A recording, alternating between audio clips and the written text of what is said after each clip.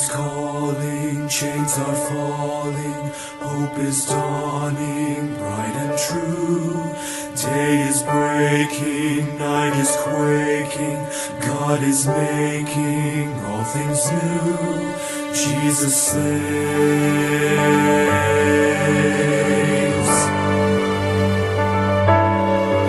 Hear the heart of heaven beating, Jesus saves, and the hush of mercy breathing, Jesus saves, hear the host of angels sing, glory to the newborn King, and the sounding joy repeating, Jesus saves. See the humblest hearts adore Him, Jesus saves, and the wisest bow before Him, Jesus saves, see the sky alive with praise, melting darkness in His blaze, there is life forevermore in Jesus saves.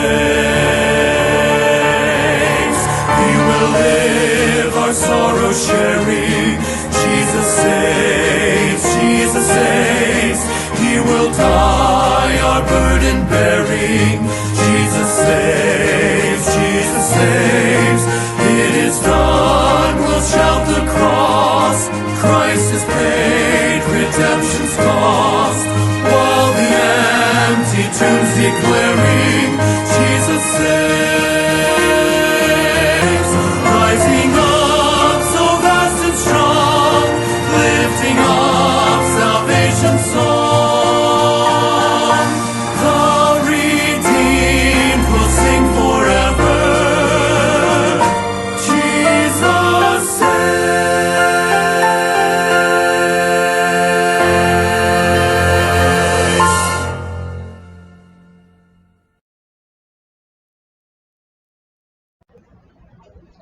Higala, mayong adlaw, welcome back sa moang online broadcasting ministry, among online program, ang 15-minute Bible Truth. Kami ang Emmanuel Bible Baptist Church. Ako dahil si Joseph Mark A. Sacedon, ang assistant pastor sa Emmanuel Bible Baptist Church. Ug mga higala, karong adlaw atong pagahisgutan ang gibuhat ni Jesus Christ para nato. No, ang iyang gibuhat nga butang para nato. Nindot nga butang nga iyang gibuhat para nato. Atong mabasa ni siya sa 2 Corinthians chapter 5. No, 2 Corinthians chapter 5. Naka-Bible, you can open your Bible with us. No, 2 Corinthians chapter 5 and verse number 21. 2 Corinthians 5 and verse number 21, the Bible says, "For He hath made Him to be sin for us, who knew no sin, that we might be made the righteousness of God in Him." No, ingon ang Bible nga, "For He hath made Him to be sin for us, who knew no sin, that we might be made the righteousness of God in Him." Mga higala, tungod sa sala nila ni Adan ug ni Eva dito sa garden sa Eden, kitang tanan nga himo tang mga makasasala. No, from generation to generation until naabot sa atoang generation, sa atoang time, kitang tanan nahimo tang makasasala tubangan sa Ginoo.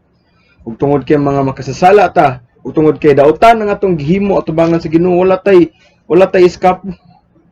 No, wala tay paglaom, kitang tanan angay tang itambong sa kalayo sa impierno, angay tang ilabay sa kalayo sa impierno. Because ang sala sa tubangan sa Ginoo, wala siya nahimuot ana. Angay na siya punishment. Sa samang paagi gud sa kita sa tuang balaod diri, kung ang tao musupak sa balaod, kung makasala siya sa iyang isikatawo baron or sa country sa Philippines, no, kung makasala siya sa Philippines or sa iyang fellow Filipino citizen, mapreso siya kaya na siya balaod ng gisupak. Sa samang paagi kita sa tubangan sa Ginoo, mga makasasala ta, dili ta capable to do something good at tubangan sa Ginoo.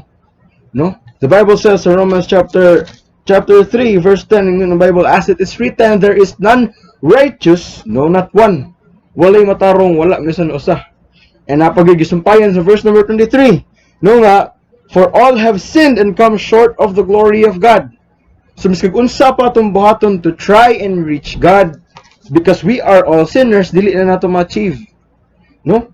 Ingon na Bible nga, there is none righteous, no not one. And ingon na Bible, for all have sinned, tanan nakasala, and come short of the glory of God. They may say nga nagbuhat sila maayo. They may say nga they are doing something with good intent, but still higala atubangan si Ginoo kitang tanan mga makasasala, kitang tanan mga sayop, kitang tanan angay tang itambong sa kalayo, tambog sa kalayo sa eterno. Ingon na Romans chapter 6 and verse number 23, the Bible says, for the wages of sin is death. Bayad sa sala mo'y kamatayon. And not only sa physical, because higala kitang tanan mga matay ta in the physical. No, we may get old and we may get old, or pwede ta maligsan, pwede ta mamatay sa sakit kay mga matay ditang tanan. Life is uncertain and life is short. Bubo ra ni siya higala. But ang ingon rin, for the wages of sin is death, not only sa physical but also in the spiritual. No, mga mamatay ta dito eternally over and over again sa kalayo sa impyerno. No? But good for us, mga higala. The Bible did not end. Romans chapter 6 and verse number 23 did not end with for the wages of sin is death. Tungod sa kaluoy, tungod sa gugma, tungod sa grasya sa Ginoo, ingon siya, but the gift of God is eternal life through Jesus Christ our Lord. We are so blessed. We are given with great mercy, with great grace, with great love. Nga ingon ang Bible, for the wages of sin is death. But wala na siya nag-stop diya, dili siya naghunong diya, ingon siya, but the gift of God is eternal life through Jesus Christ our Lord. Unsa dito si Jesus Christ day? Salida, di ba ang kuan Jesus Christ, brad, kay kanaraman ng salida kada Abril, di ba kanang si Jesus Christ kanaraman ng ipasalida kada Abril, kanang ilansang sa krus, uban atong tulo ka buk, uban atong duha ka buk ng mga kawatan, di ba, mura man na. No, kana si Jesus Christ mo na siya anak sa Dios. Mo na siya ang Dios nga napakatao. Siya mo gidala sa Ginoo diri bayad sa imo ug akong sala. Mo na ingon ang Bible ligala sa 2 Corinthians chapter 5. He hath made him to be sin for us who knew no sin. Gihimo siyang sala sa Ginoo aron siya may mubayad sa imo ug akong sala. No, ingon ang Bible, that we might be made the righteousness of God in him. Para dili na ta ma-fall short of the glory of God. Mahimo tang righteous sa tubangan sa Ginoo through Jesus Christ. Higala, some people try to be righteous in their own ways. No? Musimba sila Diyos, musimba sila og rebulto kay lagi nagsimba sila sa Ginoo. Sometimes some of them they try to do good, mag-donate sa charity, mahatag sa mga pobre, but higala dili na mao ang dalan aron mahimo tang righteous sa tubangan sa Ginoo, si Jesus Christ lang. And who was Jesus Christ, and what unsay purpose atong sacrifice ni Jesus Christ? Higala, katong ingon ang Bible sa Hebrews chapter 9 and verse number 22, and almost all things are by the law purged with blood. No, kinahanglan jud na ang dugo. And without shedding of blood, there is no remission. Higala, without shedding of blood, there is no remission. Walay kapasayloan kung walay pag-ula og dugo. Oh? Almost all things are by the law purged with blood, and without shedding of blood, there is no remission. Ug kinsa man na ang ni pula siyang kaugalingong dugo, si Jesus Christ. Si Jesus Christ miniula siyang dugo sa krus sa Kalbaryo. So dili lang dito para salida kada Abril, but para to bayad sa imo ug akong sala. Ug kato nga bayad mo to siya ang perfect sacrifice. Hingpit ka sakripisyo. Higala, kung maghatag ta og offering para sa Ginoo, kinahanglan hingpit. And if kita mo inibayad sa ato ang sala, kita mo inibayad para mawa ang gift sa sala, kita mo inibayad sa krus sa Kalbaryo, dili ta hingpit. Mga makasasala ta. Biskan pag kapila ta ilansang sa krus, kapila ta bunal-bunalan sa likod, kung dili ta hingpit sa tubangan sa Ginoo, katong kana nga klase nga offering, dili na siya madawat sa tubangan sa Ginoo. Pero si Jesus Christ hingpit, wala siya sala. Gihimo siyang sala aron mabairan ng imo ug akong sala. Muna mo to siya ang perfect sacrifice para nimo ug para nako. Ug higala, that does not end there. Priceless to siya. Priceless payment to siya para sa imo ug ako ang sala. Walay ka na mabaylo ato mga bulawan, silver, wala kwarta, walay mabaylo ato. No? Ingon ang Bible sa 1 Peter chapter 1 Peter chapter 1 and verse number 18, the Bible says, for as much as you know that you were not redeemed with corruptible things, Wala ta niya giluwas, wala ta niya gilukat sa mga butang nga dali ra madunot. Wala ta niya gilukat gamit sa bulawan, gamit sa silver through money, wala. No? Such as silver and gold from your vain conversation received by tradition from your fathers. But unsay gingon sa verse number 19? 1 Peter 1:19, the Bible says, "But with the precious blood of Christ, as of a lamb without blemish and without spot." Higala mo to siya ang perfect hingpit. Hingpit nga sakripisyo para nimo o para nako. Aron natong mga sala mabayaran na. Ug di lang to hingpit, di lang to siya perfect, but priceless. Mo to siya ang priceless. No?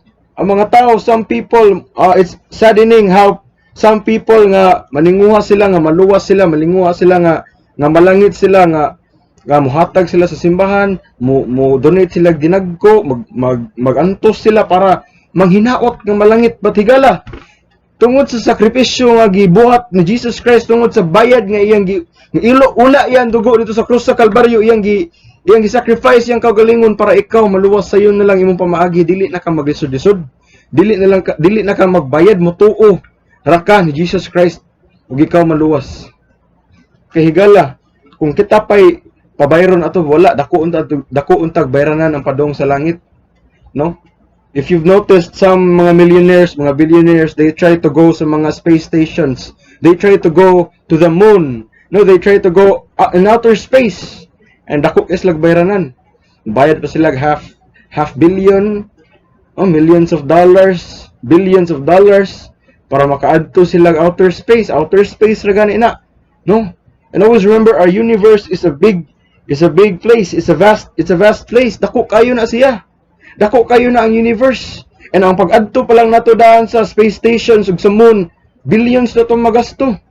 How much more kung sa langit na gingharian sa Dios, dako jud kay nagbayad. Pero higala gihimo ang sayon sa Ginoo. Nga one day nga kung kita mamatay, nga one day kita kuhaon na to sa Ginoo aning kinabuhia, langit atong padulungan, libre ra kung mutuo ka ni Jesus Christ as your Lord and personal Savior. Pagtuo lang. Ingon ang Bible sa Acts 16:31, "Believe on the Lord Jesus Christ and thou shalt be saved." No? Sayon na kayo ang pag-adto natog langit. Kay higala, always remember, our lives are very short. Mubuk ra kayo ato ang kinabuhi.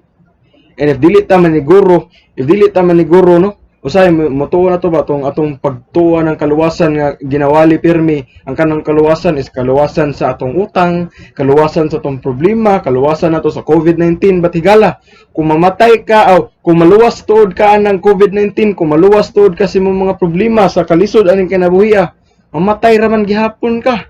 Mudangat ra gihapon nimo ang takna sa kamatayon, mas may nang mangandam ka, mas may nang nakay insurance.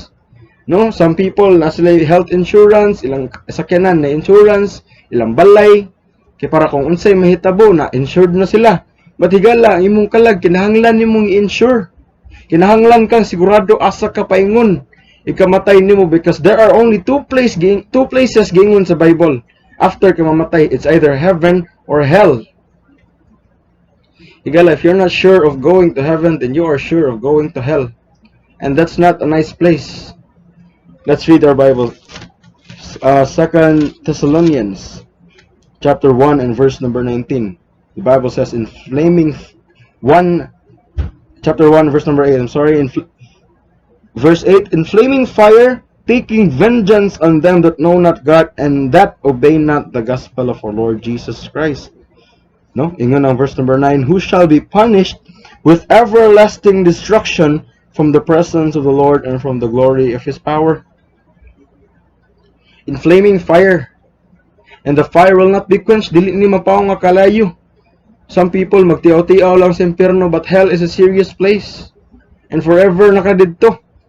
No? Munang higala, be sure today, Jesus Christ nga na siya is perfect, the sacrifice, priceless nga payment para nimo. No, imo sala, always remember, imuhang sala bayad na tubangan sa Ginoo. Di na ka kinahanglan pa magpenitensya, di na ka kinahanglan pa magbayad, di na kinahanglan magsakripisyo, ginagko. Kay bayad na to tanan. No?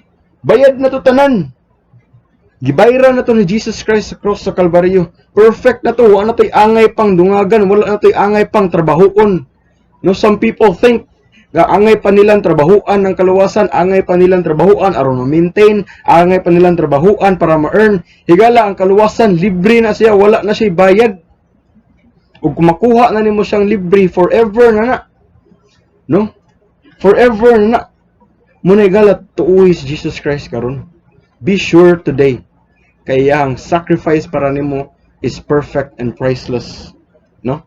Ingon ang Bible sa 2 Thessalonians chapter 1 verse 8 ang tumasag balik in flaming fire, taking vengeance on them that know not God and that obey not the gospel of our Lord Jesus Christ. Wala mo tuo sa gospel ni Lord Jesus Christ. Higala, ang tao karon dili na siya maimpierno tungod sa mga sala, but maimpierno na lang siya tungod sa sala sa iyang pagkawalay walay pagtuo diha ni Jesus Christ because of faithlessness in Jesus Christ. Muna nga higala, dili ni siya ingon nga panghadlok because this is the truth. Muna siya ang kamatuoran nga kitang tanan mga matay. And if dili ka, wala kay sakto nga destination inig padulong ikamatay nimo, ang imuhang padulungan impierno. Higala, kung dili ka sure nga moadto kag langit, dili ka sure at all kung asa ka padong inig kamatay nimo, inig kawa nimo aning kinabuhi, then you are sure of going to hell. So be sure today. Unsaon man tuuhi si Jesus Christ. Sudla siya sa mong kasing-kasing as your Lord and personal Savior. It's that easy. Sayon na jud kistanan. Because ang tanang kalisod, ang tanang kapaitan, iyan ang giantos sa krus sa Kalbaryo even in his lifetime diri sa kalibutan. No, 2,000 plus years ago, iyan ang giantos tanan for you. For you. Para nimo o para nako. Because the Bible says in John 3:16, for God so loved the world, grabe ang gugma, that He gave His only begotten Son, Jesus Christ, that whosoever believeth in Him, tuo lang, should not perish, shall have everlasting life. Everlasting life sa heaven, makikuban ta niya forever. If in this life, in this lifetime, in this earth, walay forever, then in heaven, there is forever with our Savior. Kumutuo lang kaniya. Pasudlon mo siya as your Lord and personal Savior. Simuhang kinabuhi. Sayon na jud kayo. Because what He did on that cross of Calvary was a perfect sacrifice and was a priceless payment. Grabe. Walay makabayad ato eh. Siguro sa kanang mga penitensya kada Abril ni bayad na sila tip. Pero katong gibuhat ni Jesus Christ para nimo o para nako, para natong tanan, aron mabayran natong sala, aron motuo na lang taniya as our Lord and personal Savior. Adto na taglangit, walay makabayad ato. Munang higala. Be sure today. Decide now, higala. So mora to ang atoang episode for today. No, thanks for tuning in. Daghang salamat sa inyong pagtan-aw. Daghang salamat sa pag-take og time sa pagtan-aw sa mga episode sa 15-minute Bible Truth. Daghang salamat for tuning in. God bless your day.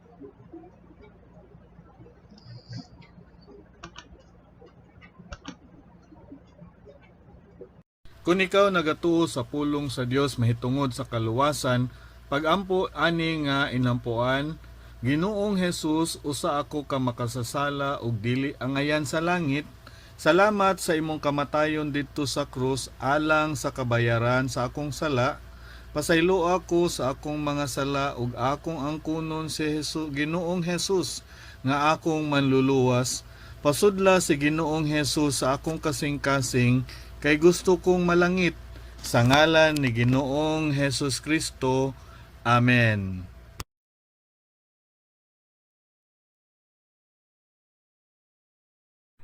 Higala kung ikaw na panalanginan kini nga mao nga broadcast karon amo nga paghangyo kanimo nga taybawa kami pinagi sa pag-text kanamo or pinagi sa pag-message sa amo ang Facebook page o kami malipay mo tabang kanimo ug mogiya kanimo sa kamatuoran nga ang kaluwasan pinaagi lang ni Ginoong Hesus ug ang kasiguruan naa lamang sa iyahang pulong ug ikaw makabaton niini nga kasiguruan kabag-uhan sa kinabuhi ug malipay kami mo tabang kanimo mga higala. Kini na sab si Pastor Mark Sacedon. Daghang salamat ug maayong adlaw ninyong tanan.